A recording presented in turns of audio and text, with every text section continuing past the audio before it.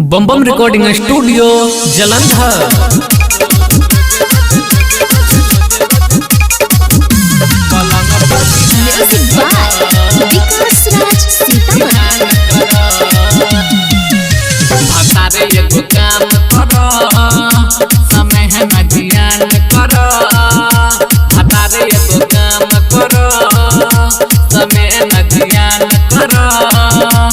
रोज रोज लेके अकबरिया में पलंग पर बिहान कर। अरे बड़ी मजा आई राजा जवानी के चौकी काम कर।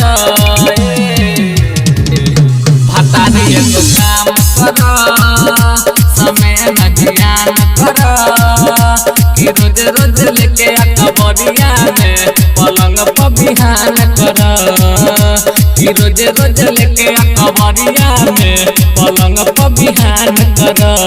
ये राजा सिंगिंग बाय राजेश माही।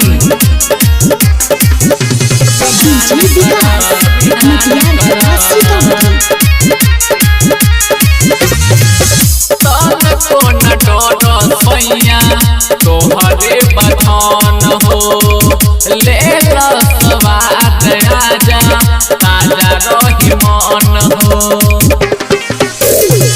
तनी कोन डर सैया तोहरे धन हो ले स्वाद आजा ताजा रही मन हो। तोहरे खातिर जगावल ई मनवा रोज सुबह और शाम कर।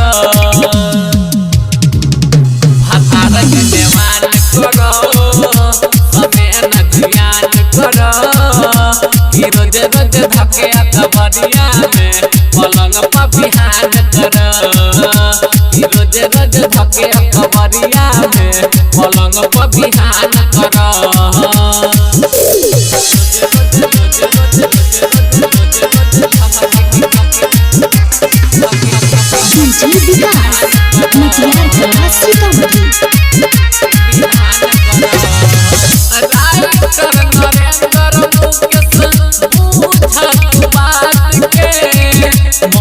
हरिहारी कल तू आज रात के। राइटर नरेंद्र मुकेश बुझत बात के। मन हरियाली कल तू आज रात के।